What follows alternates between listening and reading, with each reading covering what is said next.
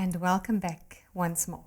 In this fifth episode about destruction, which is covered on pages 92 to 102 of the book, we're going to learn about things that happened after the flood. For example, how did the flood affect the formation of mountains, valleys, and the Ice Age? And we'll also briefly look at mammoths and the Glacial Period. You covered it with the deep as with a garment. The waters stood above the mountains. At your rebuke, they fled. At the voice of your thunder, they hastened away. They went up over the mountains. They went down into the valleys, to the place which you founded for them. You have set a boundary that they may not pass over, that they may not return to cover the earth. The topography of an area is simply a description of the surface features of the land, and this includes mountains and hills and creeks. Psalms 104 makes it quite clear that God drastically changed Earth's topography. The flood waters continued to rise, and soon there was a worldwide ocean because the waters covered even the highest mountains. But the mountains that existed before the flood could not have been very high, certainly not as high as they are today. I'll explain the reason for this to you in a moment. As the water rose, earthquakes and volcanic activity, as well as tectonic plate movements, increased.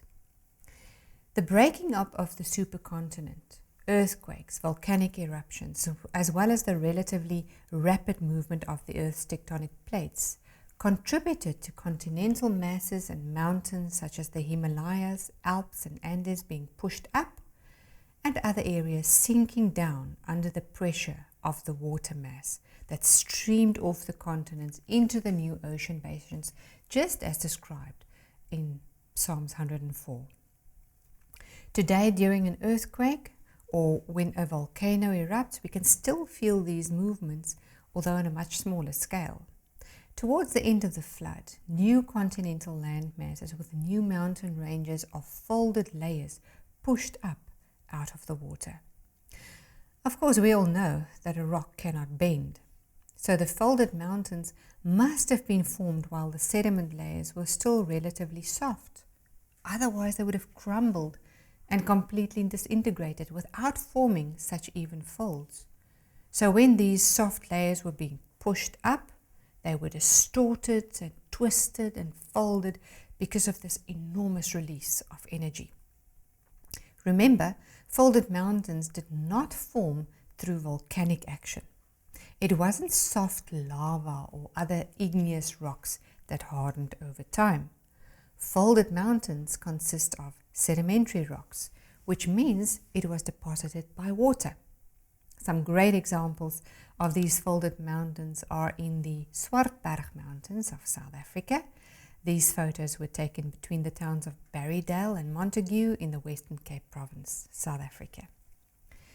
The pushing up of the continental land masses caused other sedimentary layers to be lifted diagonally, sometimes up to 90 degrees, as you can see in the following photographs taken at the Loskop Dam in Mpumalanga, South Africa, and Kamanasi in the Western Cape. From all these enormous movements, our current non-volcanic mountain ranges came into existence. This includes the folded mountains that we just learned about. The other type of mountain is volcanic mountains. In other words, they came into existence because of the eruption of volcanoes. Both volcanic and non-volcanic mountains came into existence more or less during the same time period, although volcanic activity continued on a much smaller scale after the flood than during the flood. I mentioned before that the mountains could not have been as high before the flood as they are today. Why not? Well, today, Mount Everest is about 9 kilometers high, while the Mariana Trench near Guam is almost 11 kilometers deep. If it were possible to flatten the earth by evenly leveling the mountains and pushing up the basins so that the earth was a smooth ball, all of the continents would be covered by water as deep as 2.7 kilometers. There is more than enough water around to cover the entire earth. The topography simply needs to be more level. Incredibly, 70% of the Earth's surface is still covered by water today. Now keep in mind that the mountain building business could not have commenced before the flood because of the following reason. The waters prevailed 15 cubits upward and the mountains were covered. If the highest mountains above sea level today, 9 kilometers for Mount Everest, were covered by water that rose 7 meters or 15 cubits higher than those mountains during the flood, the world would have forever have been covered by water because the continents would have been too deep under the water. The mountains had to have been lower than they are today, and there had to have been geological sinking and upheavals to make room for all that water and for us. The oceans today are much, much deeper than before the flood because they now needed to serve as reservoirs for the massive amounts of water from the flood. It is quite clear that this was an act of a powerful yet infinitely merciful God. When I fixed my limit for it and set bars and doors, when I said, "This far you may come, but no further, and here your proud waves must stop." This global water mass eventually flattened the pre-flood hills and mountains through erosion. After the flood water had covered the highest mountains, God spoke and the waters hastened away. God set a boundary and decreed that this water would never again cover the entire earth. This means that the water from the biblical flood can still be seen today because it is still being stored in the ocean. The enormous and fast-moving body of water would have caused extensive erosion when tons of soil were washed from the continents into the sea. Erosion happens when soil is washed away by water or blown away by wind or both, leaving behind holes and trenches, ravines, and even canyons. In this way, extensive erosion contributed to the basic formation of our landscapes today. So canyons such as these were formed very rapidly, not slowly. We even have vivid examples of this today, which clearly shows that canyons definitely do not need millions of years to form. The eruption of Mount St. Helens volcano in the United States in the 1980s caused a mud flow which carved a 43-meter deep canyon in a single day. They later called it Little Grand Canyon because it is 1/40th the size of the Grand Canyon. Another example is Burlingame Canyon in the northwest of the USA. This canyon was formed in less than 6 days. When looking at those massive canyons in the world today, such as the Grand Canyon, which is the largest canyon in the world, or the Fish River Canyon, which is the largest canyon in Africa and the second largest in the world, we cannot help but wonder how they were formed. The question we need to ask is this: were they formed by a little bit of water and lots of time, or lots of water and a little bit of time? These huge canyons are best explained by taking Noah's flood into account. You are given the usual general explanation that the little river flowing right down at the bottom of the canyon was responsible for carving out and shaping those huge canyons, such as the Fish River Canyon and the Grand Canyon. That is a rather huge job for such a small river. Take a look at these two photographs. The one on the left shows the effect of erosion on a small scale. This donga or trench is not deep at all. If you were to stand in it, your head will probably stick out on top. Dongas are usually formed due to the effect of a lot of water eroding the soil, washing it away over a relatively short period of time.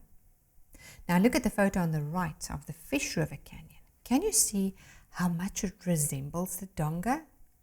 Do you see the effect of a lot of water and a little bit of time?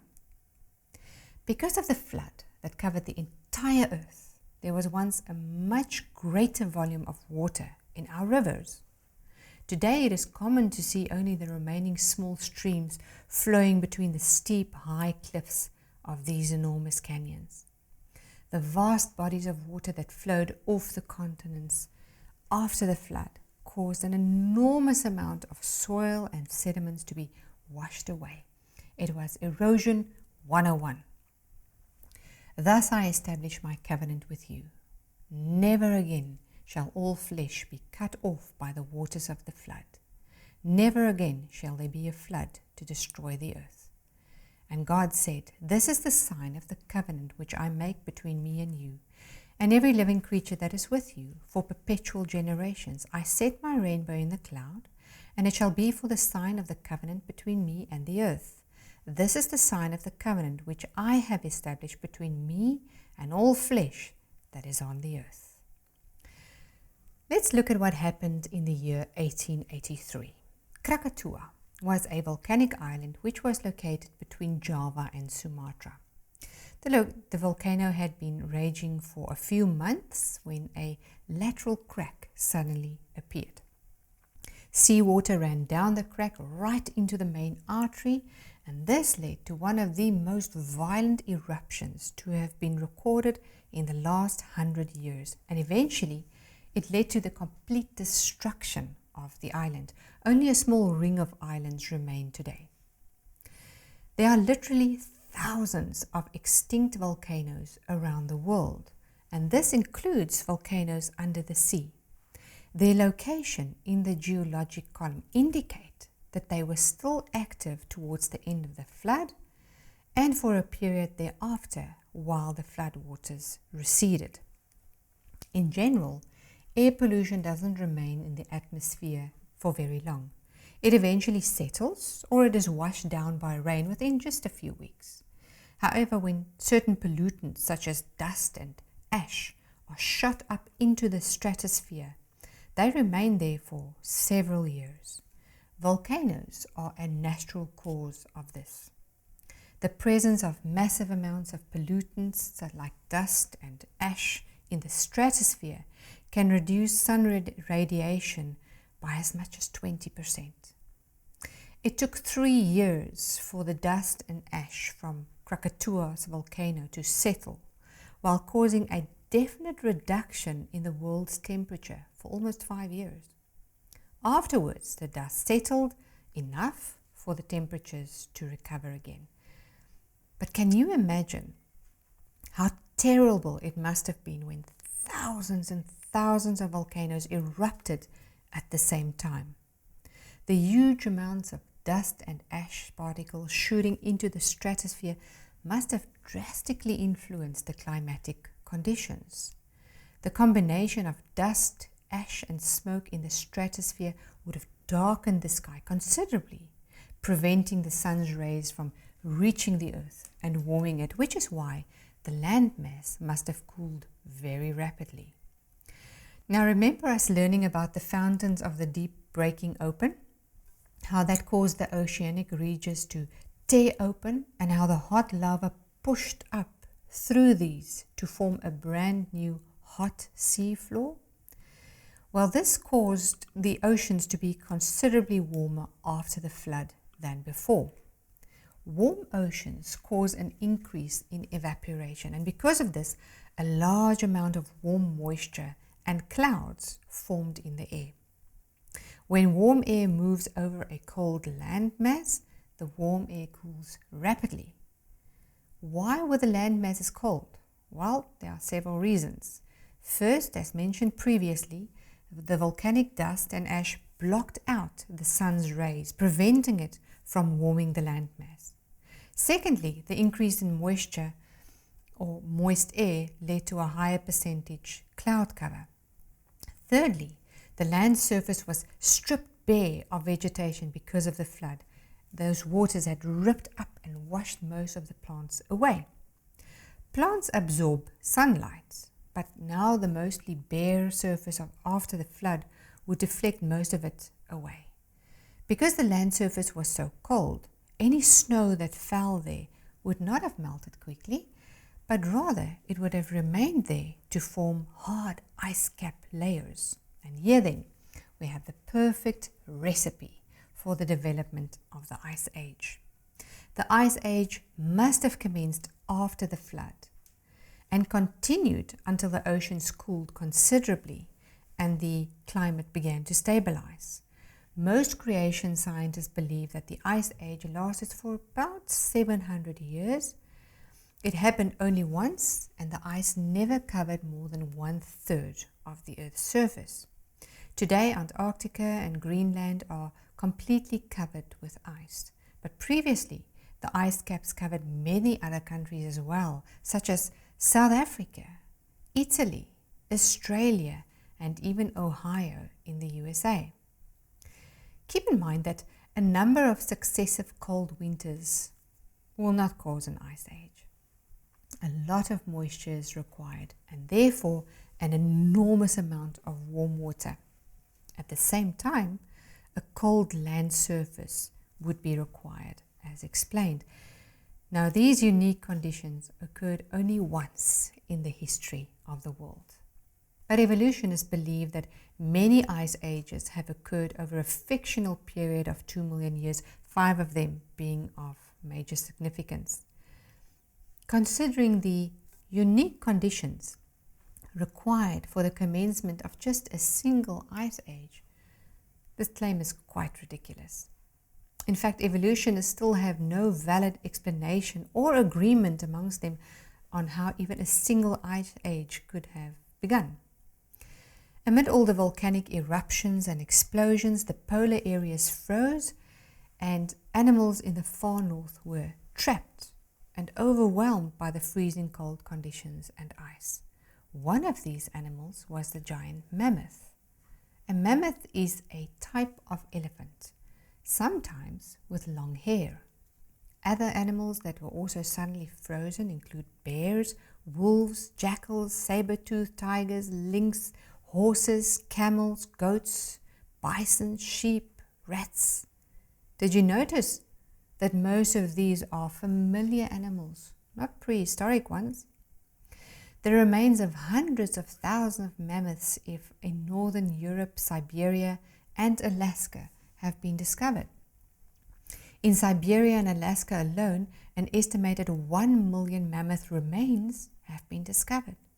It appears as if the animals were exposed to severe stormy conditions and that some of them froze very quickly. Mammoth remains have even been discovered as far as Mexico, indicating that they were probably well adapted to a very wide variety of climatic conditions. Although 6 intact semi-frozen mammoth carcasses have been discovered, most of them show signs of decomposition before they were frozen and buried. For example, we find evidence of the presence of pupae of carcass-consuming flies and also signs of scavenging by other animals. Of the pristine frozen carcasses, some even had undigested food in their stomachs, and most of the plant species identified in their stomach content still grow in warm climatic conditions today. This provides further evidence of the change in climatic conditions that occurred especially in northern Siberia and Alaska. In other cases, mammoths have been discovered of which the meat was still edible. Dogs ate it, and even some people, millions of years old. What do you think? Layuba is one of the most complete mammoths ever discovered and researched by scientists. Rock paintings of mammoths were made by people who obviously lived with them after the flood. How else would you draw something in such detail if you've never seen it before? Since the remains of these mammoths were discovered on top of the flood sediments, they must have frozen sometime after the flood. Gale force winds would also explain why so many of them were found huddled together in groups. Radiocarbon dating has indicated the extinction of the mammoths at less than 4,000 years ago, which is of course the correct age according to the flood events. In other words, mammoths mainly suffered major extinctions after the flood. But we have to ask, did all of them really become extinct? The indigenous Evenk tribe of northeastern Siberia has well-preserved mammoth skins in their possession. They have described in detail what the animals looked like, how they behaved, what they ate, as well as how they hunted these animals themselves. During a Russian expedition in 1922, written records of living mammoths were discovered within this tribe. The discovery of Colonel John Blashford Snell remains the most exciting though.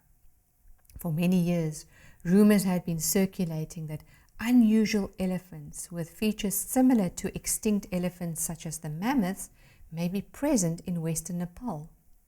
The Colonel's discovery of 2 of these elephants confirmed the rumors and sent quite a buzz through the scientific community. The 2 bulls named Rajafaji and Kanji weigh about 7 tons each. Now these kinds of discoveries have, until recently, simply been ignored by evolutionists, but these days they are a little bit more cautious about making claims regarding the extinction of mammoths. Many years after the flood, the oceans cooled down again, causing less evaporation, fewer clouds, and less snowfall. The volcanoes were no longer as active as during the flood, and eventually all the dust and ash had settled sufficiently for the warm rays of the sun to reheat those parts of the world. At last, the Ice Age was over. It lasted for approximately 700 years, but it took 500 of the 700 years for the ice caps to build up and 200 of the 700 years to melt down again. Job, who is, of course, a descendant of Noah, may possibly have experienced the effects of the Ice Age. God asked him, "From whose womb comes the ice, and the frost of heaven? Who gives it birth? The waters harden like stone, and the surface of the deep is frozen. From the chamber of the south comes the whirlwind, and cold from the scattering winds of the north. By the breath of God, ice is given, and the broad waters are frozen." Now, the freezing of the poles caused 2 things. Large amounts of water were suddenly locked in at the polar regions, and later, when the Ice Age ended, sheets of ice from the North Pole started sliding southwards off the continents. Scientists refer to it as the Glacial Period. When these ice sheets or glaciers slowly slide down steep slopes, they grind and crush the rock material beneath them, and they carve out these U-shaped valleys while dragging the crushed rock material along over long distances. Later, after the glacier has melted, you can clearly see the grooves in the hard rock. This is also how we know that there were previously much larger ice sheets present than today. During the Ice Age, the sea level was much lower than it is today because so much water had been locked into the ice cover. Consequently, for a long time, land bridges would have been available whereby animals could have moved to other continents. As certainly as there was a period of fast cooling after the flood, there was also a period of warming up after the volcanoes, sea temperatures, and dust had settled. This led to the decline in the size of the glaciers. They became smaller, which caused the sea levels to rise and the land bridges to eventually disappear. Smaller animals could have also crossed the sea on rafts consisting of pumice or floating vegetation. This is something that has been observed quite often in recent times. In the last episode about destruction, we'll have a look at the survival of humans and animals after the flood. I will see you there.